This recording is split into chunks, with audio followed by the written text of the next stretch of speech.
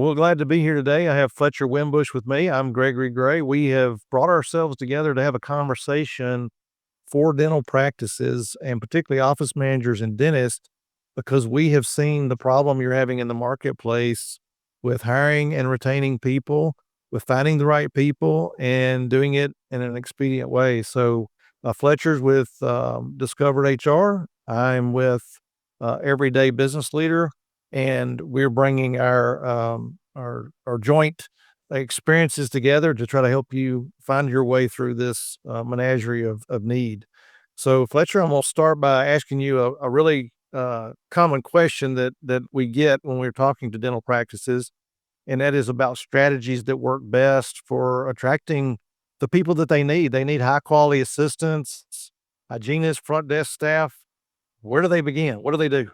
Specialists, yeah. Well, let's just talk about what they're probably doing right now, right? I would imagine they're doing one of two things, or maybe posting jobs on Indeed if they're smart.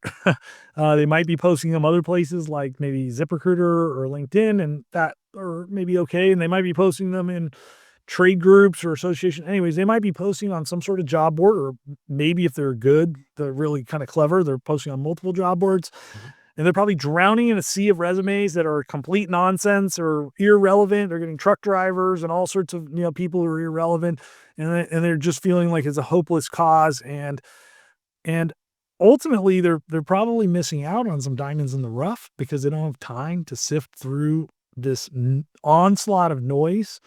Actually, had a operation, an office complained they just turned on some ads, and then they had like 70 recruiters or something crazy, like cold email, cold call, like just totally blow them up, right? And I would imagine many of the people listening to this have maybe hired one of those recruiters in the past, and they might have paid some fee of maybe as low as 10%, probably more like 15, 20, 25%, especially if they're probably hiring a dentist. There might be more in the 20 to 30% range they're probably paying for that. Or maybe worse, they used a staffing agency and it's like a temp to perm thing. And like that probably was a train wreck. So they use a recruiting agency. They had all these recruiting agencies. They're trying to talk to them all. They're trying to vet them. Like that takes a lot of time and energy. Like, how do you know which one is good? They all have these promises. They all tell you they got a bunch of candidates. They all tell you, they've got somebody ready to go right now. And the reality is they don't. And that the people they do have are maybe not that much better than the ones you're getting in your inbox from Indeed. And you're like, why am I doing this? And you're having to teach them like what you're looking for, and they don't understand. They keep sending you the crappy candidates over and over again. And you're like, keep telling them no. And then eventually you maybe give up on that recruiter and you're back to sort of square one. And, that just doesn't work. Or you maybe do this with a bunch of recruiters. Now you're managing like 5 of them, trying to sift through all the noise that they're sending you. Again, kind of same experience as the job board, but slightly better, slightly less candidates coming at you. Absolutely. Or maybe worse. I mean, Greg, how often do you hear somebody who's used a recruiter paid 10, 20, 30, $50,000 for a hire? What typically happens to that hire? Right. They're usually not, they're about a 50-50 probability typically. Yeah. So yeah, it's a lot of money for a gamble like that. So what are you and your team, how do you guys help in, making sure the job postings are relevant and that they attract the right people and that, eventually the right person's chosen? Because when you go hire a hygienist or something today, they're not inexpensive. Yeah. And the onboarding and all that takes time and it costs money. I mean, it literally costs money to get somebody up to speed. So how do y'all help in that? Well, and they're a revenue generator for your practice too, right? By the way, Absolutely. they are like the revenue machine for your practice, ideally, right? So, look, you ultimately do got to get good at managing job boards. Like you will make great hires from job boards, but many people, they don't have the right tools, right? So you got to have a great applicant tracking system. So Discover.ai is that for many firms and companies out there, because it just allows you to spread the word across all the major job boards in one click. And then it evaluates those resumes for you. It pushes those candidates through an evaluation process and really makes the noisy part of using job boards 100 times easier to manage in 5 minutes a day, right? And it is a habit. There's a little bit of habit there. You got to spend 5 minutes a day managing it, right? Like maybe 10 if you really want to be ambitious and you want to fill your job quickly. But you will find diamonds in the rough. But you got to have the right tools to do the job, right? So you don't go and like clean somebody's teeth without the proper tools, right? You don't Absolutely. Yes. right? You don't do any job like without the right tools, frankly. And so platforms like that, make it a lot easier. But So talk about those platforms for a minute. What, because that's one of the questions I hear a lot when I'm talking to practices is, well, do you use Indeed? Do you use this? Do you use that? And yeah, how do y'all address that? yeah. So you want to be on Indeed, number one, first of all, now, but you also want to be on ZipRecruiter and you want to be on LinkedIn. So those are the three primary sources where you're going to find the vast majority of candidates. So 60 of hires that come from job boards, 65% come from Indeed. Another like 15% come from ZipRecruiter. Another 15% come from LinkedIn. So, a lot of people are just using, say, Indeed, or they're only using ZipRecruiter. They're only using LinkedIn, right? So you're narrowing your field. The numbers don't lie. So, if you're not on all of them, then you've just reduced your chances of filling that job fast, right? And Mm. or with a high quality person. So you want to be on all of those. You want to be able to share your value proposition, like why your practice, right? Mm. Because on the surface, if you drive down the street and you look at all the dentists, they all look the same to me, right? Like, Mhm. and if you're a hygienist or office manager or a 3-year associate doctor, then like yeah, I can't really tell, right? So you got to be able to tell that story. You got to give a value proposition about why this is a superior place to nurture your career and your Mhm. personal and professional development. To make that compelling, make the expectations clear, make the compensation clear. So be competitive in pay. And that doesn't mean be in the 50th percentile. Right. If you're in the 50th percentile or you are average, Greg, when you went to school and you got Mhm. average grades, you know what average grade is? I don't know in school, but probably C C. minus, C minus. C minus. Okay. That's a perfectly average score, is C minus, right? It's a 70% is on a bell curve, right? So do you want, so if you're paying C minus pay, who do you think you're Doesn't sound good. Yeah, doesn't sound good at all. Yeah, Uh, exactly, right? So, do good comp analysis. You can talk to somebody like us. We can help you navigate like kind of what that range is for your market. Your associations are usually doing good work there, but again, people fall into the trap of looking at those compensation analysis that they're getting from their trade association or from some recruiting firm or wherever they're getting that data from, mhm. and they go like, "Hey, oh, the average is this," and then they're going, "We're going to peg our pay to that." No. That means again, 50% of people are paying way better than you. And yes, 50% are paying less than you, but you are like that's not competitive, right? Because 50% are way better than Yeah. you, right? So if you can Yeah. be, push that to the 70th, 5th plus or 90th percentile, that's going to get you a higher quality person. You're going to have a new problem. You're probably gonna get a lot more applicants. They're gonna be very qualified. There a lot more qualified applicants are gonna be like, Mm. I wanna work there because I like your value proposition. I like the stories that you're telling about the culture and the growth personally, and I like that the pay is actually competitive. Right. Right. um, so yeah, sure, you're gonna end up with more candidates. Now you need a better way of vetting people, so you're not making a mistake and paying somebody you shouldn't be paying superior pay to, right? Yeah. It was interesting because anytime I've ever gone into a company, as a business coach and a consultant, um, typically the underperforming companies are underpaying. Now, it's the chicken and egg conversation where they say, "Well, we can't pay more because we're not performing better." And I'm like, "Well, but if would you be performing better if you paid more?" And so it's this constant back and forth of the conversation. And but when I'm, in that engagement with a practice or a company and they do start paying more, they do start attracting better people and better people have better performance. And so I'm spot on with you there. I think there's a smart way to do it. I mean, you can't go just pay top dollar instantly and Yeah. price yourself.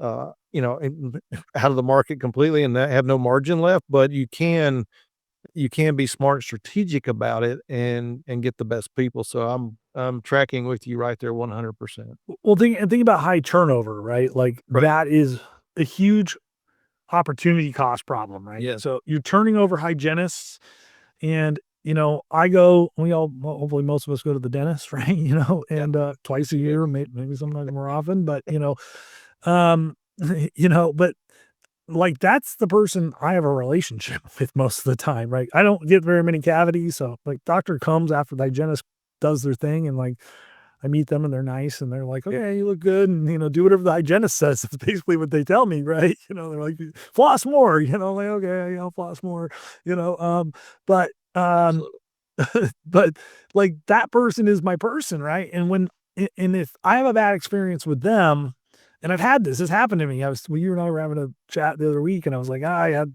went to this dentist after not having a dentist in a while, and it was like a terrible experience. Like, I'm out of there, right? Like, and, Absolutely. and I found a place where I had the same hygienist for like 7 years, and I'm like, I felt super comfortable, and I wasn't churning. I showed up to my appointments. I was like the perfect patient, Mhm. right?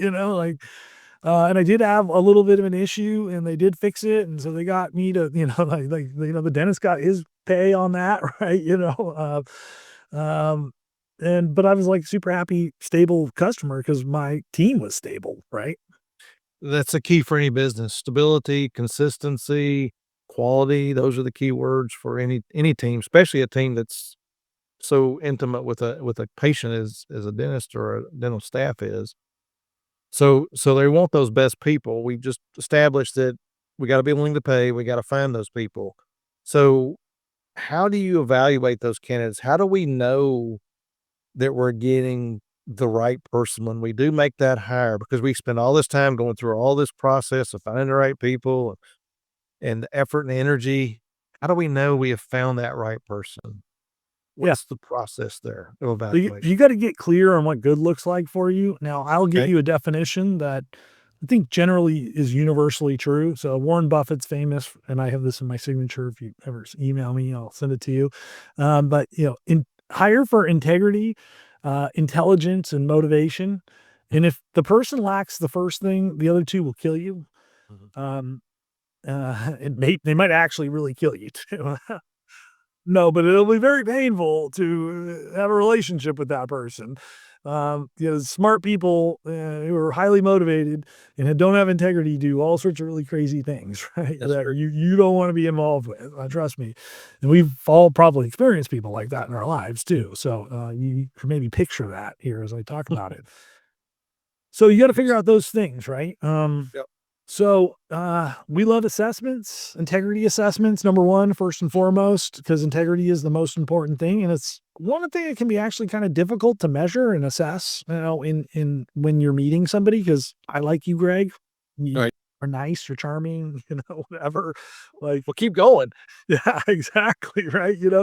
But the highly motivated, intelligent, Yeah. terrors are also nice and charming too, right? Right.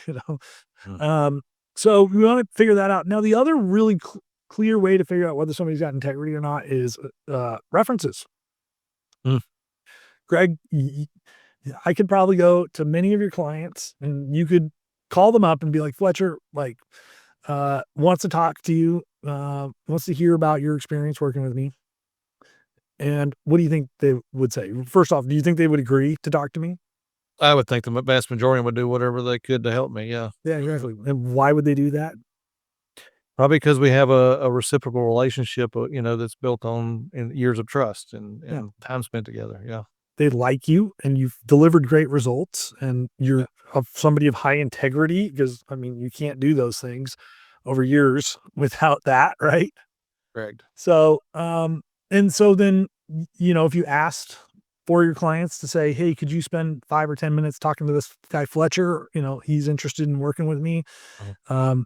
They would probably agree. And then I would be able to get on the phone with them and then they'd probably say lots of nice things about you. Right. Mhm.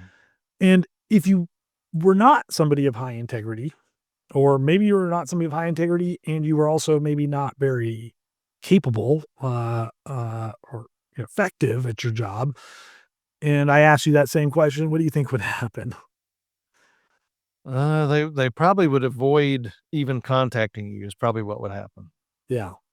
So you'd maybe give me the four people's names, phone numbers, and email addresses. Maybe you would do that, but, in this scenario, but let's just say you did, and I started calling them and emailing them saying, "Hey, could you tell me about Greg? Tell me about your time working with him as your coach, blah, blah, blah." And, yeah, what do you think the likelihood is that they would respond to me or it's pretty low, right? It's pretty low. They would not be excited about even having a conversation. Yeah. Yeah. Well, you're a good old Southern boy, right? What did your mother teach you if you have nothing nice to say? Yeah, say nothing at all. That's right. Yeah. She'd say, "I knew you'd know that one." Yeah, yeah, yeah. My region of the country is pretty well versed in that one. Yeah, exactly. We'll say bless your heart. Yeah, bless your heart. Oh, is that another way of saying, like, stay away from that person? Bless your heart in the South means well, I can't say exactly what it means because it depends on the situation, but it usually means a kind of a backwards way of distancing yourself from that person, correct? Yeah. Yes, yeah, a nice way of saying of doing that, right? Yes, it is a nice way of doing that. Well, you guys are the kings and queens of being really nice about being mean. Yes. We have ways of doing that. Yeah. Yeah. That's why I love Southerners off of that. Uh, Yeah. um, so yeah, so that's a really easy litmus test. Within 5 minutes of meeting any candidate, I'm beginning to ask them whether or not their previous direct supervisors, that's it. That's the only person I want to talk to, or previous, in your case, being a coach, it would be your customers, but they're your boss, right? Your customers are the people you're coaching are ultimately the people you're serving and writing the check. So that's going to tell you a lot. They're either going to squirm or they're going to no problem, eagerly, when can I get you on the phone with that person? Right. And that tells you a lot, right?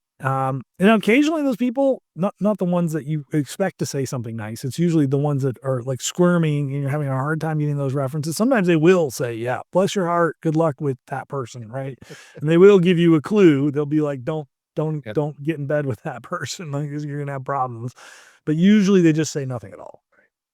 Yeah, I like it when they go, "Well, all we do here is tell you if somebody's work here or not," and then they hang up or whatever. Now, sometimes people do that anyway, even if they do like you, but that's kind of the scapegoat, I think, But for it a but lot. if but if the candidate picks up the phone and calls her old boss and says, "Hey, how's your dog? How's your kids? How's it been? Hey, I had this job opportunity and this guy Fletcher wants to talk to you and I really want the job. Would you carve out 5 minutes and when are you available?" That is They'll gonna do it. be they'll do it, Yep, man, every single time, and, it's just an instant, and yep. within a few minutes of the conversation, you're asking that people that question, you're gonna know real quick what you're dealing with, and you're gonna get a strong sense. So, those are 2 really big ones.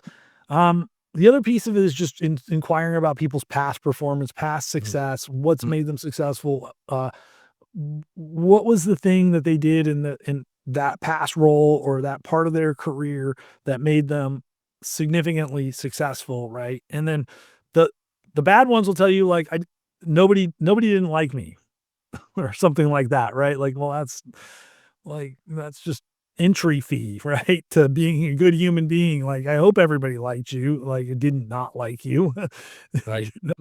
These people will be able to tell you like we increased client satisfaction, retention, like we did all these really amazing things. We got awards and recognition and they're Right. going to tell you all sorts of how we transformed, we implemented new systems, processes, made us more profitable, made our clients happier. I mean, they're going to have all these great stories they're going to be able to tell you, and then you're going to be able to dig into them, and they're going to have teeth, and they're going to be able to give you the details around these things. Mhm. So that's how you know a faker from the real deal is they can tell you like every little nitty gritty about how they did this amazing thing.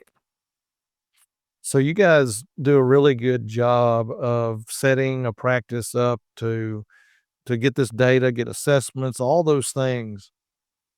But it's still at some point, the practice still has to do an interview with this person. Yeah.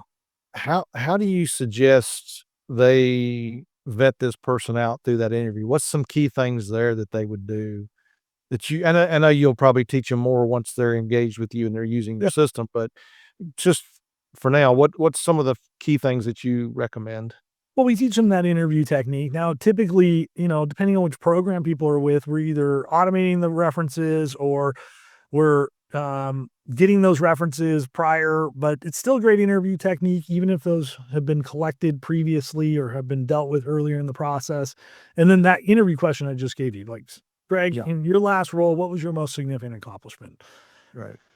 Who, why, what, when, how did you accomplish 30% increase in improvement in client and patient retention, right? Or how did you improve, the bottom line by 10%, right? Mhm. And then getting in that question. So takes a little practice to get in that. And then we will also arm people with just a whole host of behavioral based interview questions that can be targeted at very specific things like use of certain tools and things. Mm. Um, and we coach them on this stuff. We practice, we role play like we just did, right? Yeah, that what's interesting is what you guys do and the system you have.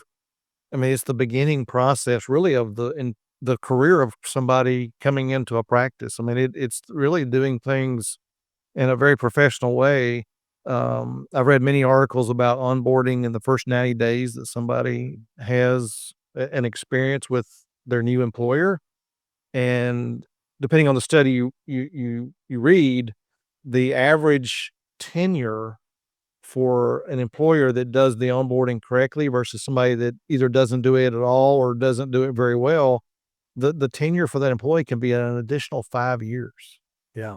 I mean, you think about that. That's a long time for a small 90-day investment, which you should be doing right anyway, because that's how you make your employee the best employee they can be. It's fast. If they bring in the right attitude and skills, all you gotta do is show them what needs to be done and how it needs to be done within your culture and your practice and your systems, and, I mean Show them what good looks like. yeah. Yeah. Sometimes it's And it amazing how often people forget to show people what good looks like. yeah, I was with a group of people last week, and they were redoing their vision, mission, and values, which, by the way, if you don't have vision and mission values, there's your sign you need to be working on some stuff. Mhm. But they were redoing theirs. This is a 30-year-old company, and yet they're still evolving, and their new leadership team was all excited about this, and one of the things that came out of that conversation last week was, "We need to show our people what winning looks like." And I was like, "Hallelujah." I Yeah. couldn't have been any more proud. Yeah. How can you ever be good at your job if you don't know what good or winning, success is, right? And it's funny how often we don't define that for people very clearly. Yes. So, I mean, you nailed it. So we teach a fact-driven hiring system. So first, you got to get the foundational stuff. We didn't talk a lot about that today, but that's part of the process of onboarding a new client, Mhm. whether they're using the Discover.ai software or they're using the done for them, the fractional recruiting services. Right. We always start there because that actually starts by defining what good looks like. Mhm. That we don't like starting a hiring campaign until we know what good looks like, right? Yes, right. And then how do you attract people? So that's job boards, that's employee referrals, and that's being your own headhunter or headhunting talent. And so again, the Discover platform, it gives people all the tools to do those three things, or the fractional recruiters, will do and execute all of that for firms.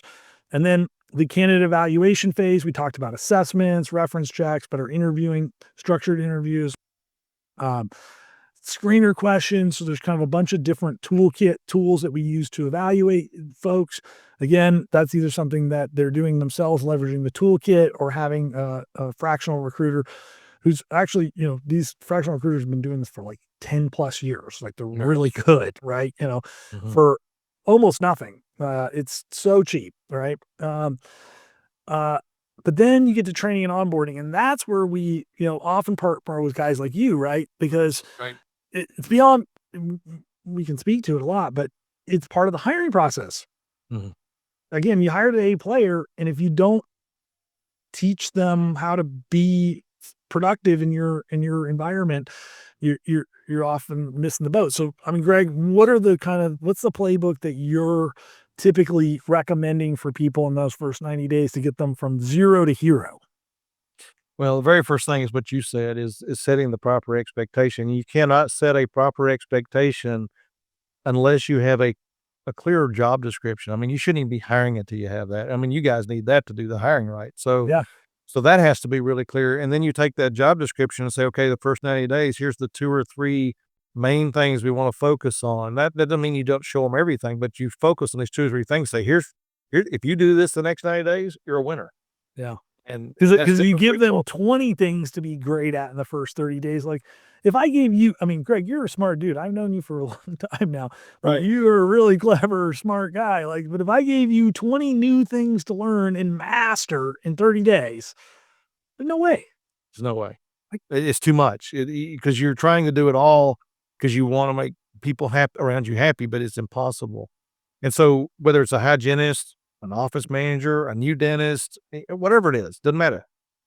Make sure they have those 2 or 3 key things that they're gonna focus on and make it, it's the 80-20 rule. There's 20% of the things you do that are 80% of the results. Take those things, focus on those, and knock those out of the park. And once they get those mastered, then you can go to the next 2 or 3.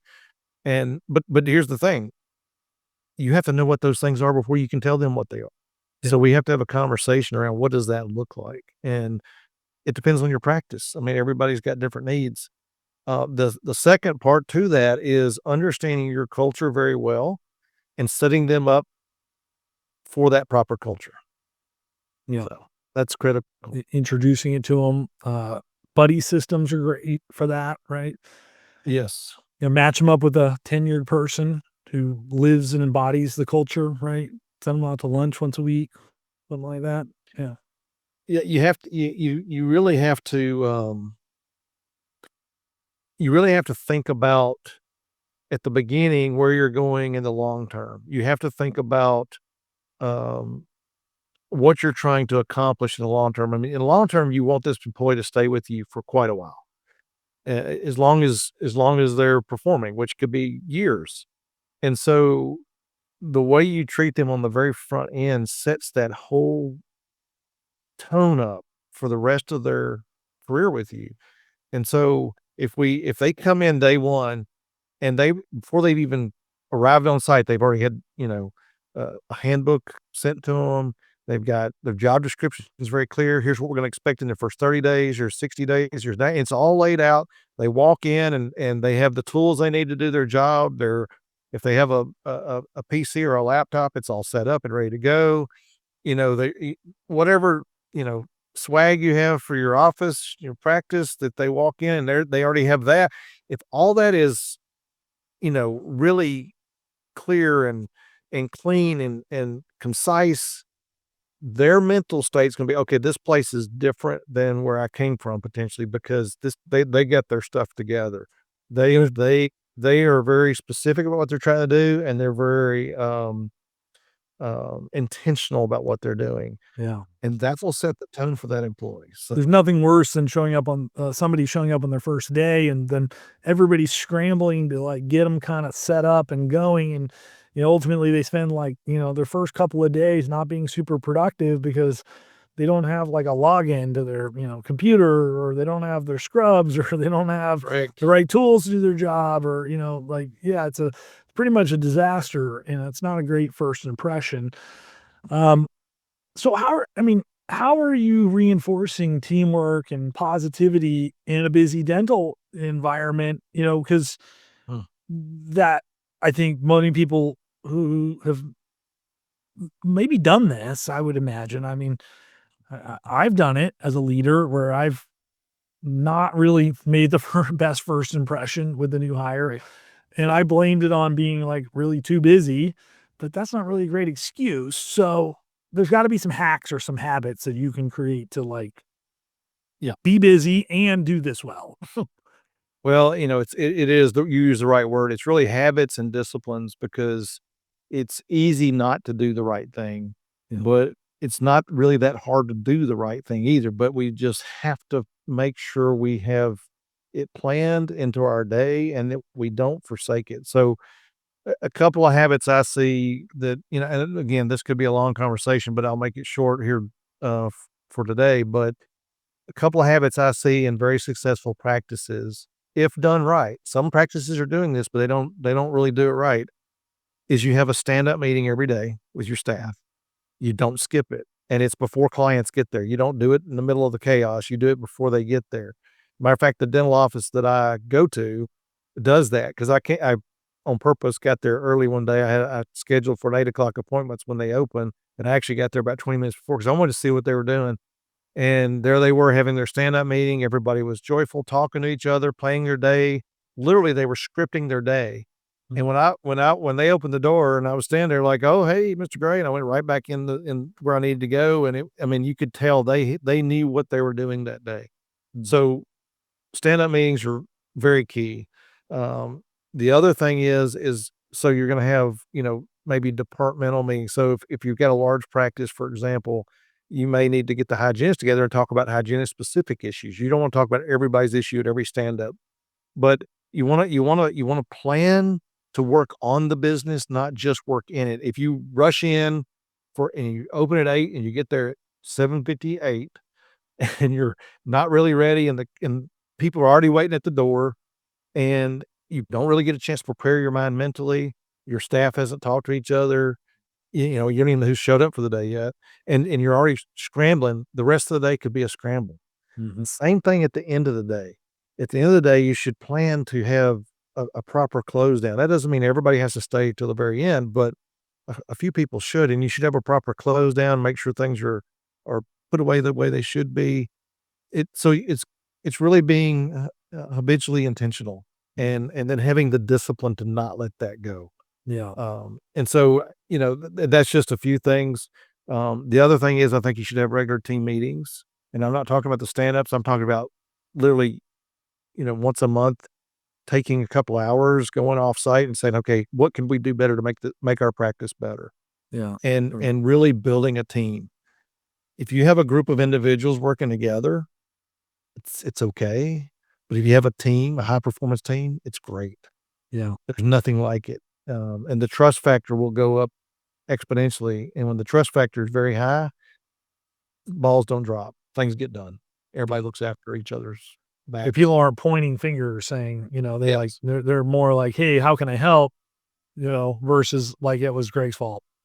Exactly. Yeah, and poor Greg, he gets blamed for it and didn't even know it sometimes. And when I hear those type of things from practices, it is literally a, a disgruntled team because they're not really a team. Yeah.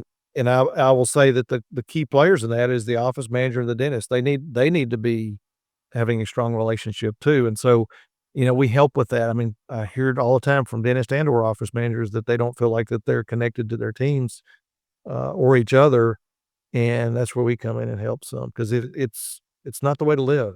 I mean, you're at work many hours every day, you should enjoy it. Should be a lot Yeah. of fun. Yeah. Yeah. So, Yeah.